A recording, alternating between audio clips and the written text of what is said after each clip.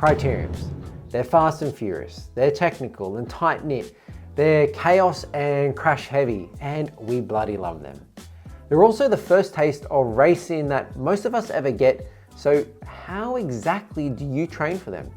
In this video, I'm going to explain all.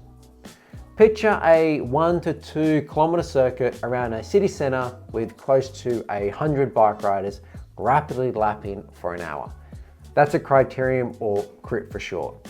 The terrain is mostly pan flat, the corners are often tight and the roads are narrow.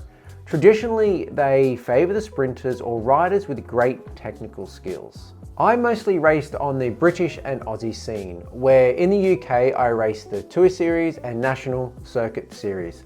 And in Australia it was the Bay Crits, and a lot of the Aussie tours had a morning crit for breakfast. I may be slightly biased here, but the Aussie ones are way harder.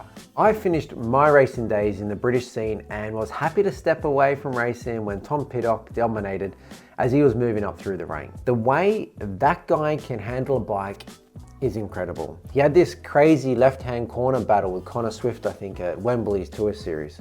And man, it's just the way he can save so much energy being able to handle his bike like he does. Then we look at the other side of the pond at Legion of LA, who have a complete different tactic to what Pidcock does. The team from LA like to dominate a criterium, often put in a long train of riders on the front at an infernal pace before setting up one of the Williams brothers to win the sprint. There is a big difference between criterium racing in the UK and the US. The British courses are often more narrow and tighter, with the Americans favouring wider and more flowing courses. Now, each one presenting their own sort of challenges. With that all said, how do you exactly train to win a criterium? Just like the rider types we've just mentioned, there are two parts that we can break it down into: physical and technical. Here's a secret you might not realize. Some of the world's best criterium racers also come from an off-road background. Coincidence? I think not. Everyone concentrates on having the highest peak power, or FTP, but few think how they're going to hone their technical skills. Spending time riding off-road will help this, as it is a worthwhile investment. The bike handling skills that you learn are second to none.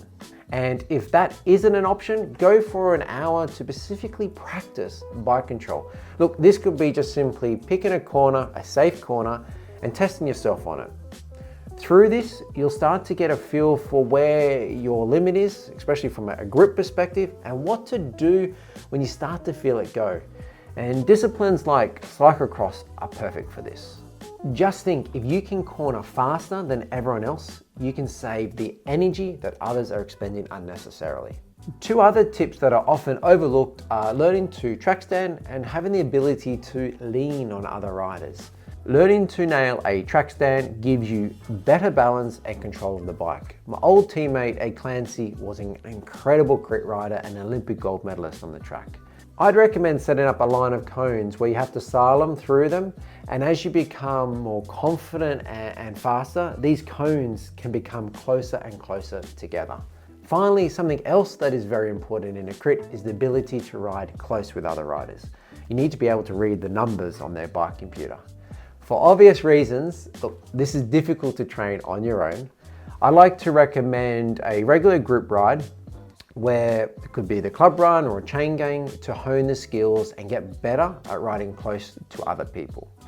Now, you can step this up a notch by finding some relaxed training races near you and becoming a regular, which was also great for your fitness. Which brings me on to physical ability. There is no hiding that physical ability is important for criteriums. Criteriums often come down to pure power rather than watts per kilogram that we all talk about in other disciplines of the sport. As most races are only in an hour in length, your base endurance for long steady rides is less important. Being able to constantly repeat high intensity efforts is the most important part of crit racing. Races are effectively just really an intense over and under session. My favorite crit session is just that. Ride close to your FTP, then include some accelerations, can be up to zone 5, touch in zone 6, or an old faithful 30 seconds on, 15 to 30 seconds off does the trick. You can do blocks of say, 5 to 10 reps, and you can do it a few sets within your ride. This is of course dependent on how fit you are. Like most things in life, the more you practice, the better you will get. There are certain aspects to criterium racing that you just simply cannot teach. Things like race tactics, knowing when to attack, or even like what to do when there's a crash in front of you, are things that only come with experience. If you manage to combine the strong physical attributes with a solid technical base, then you'll be ahead of a lot of the peloton already. What are your top criterium training tips? Let us know in the comment section below.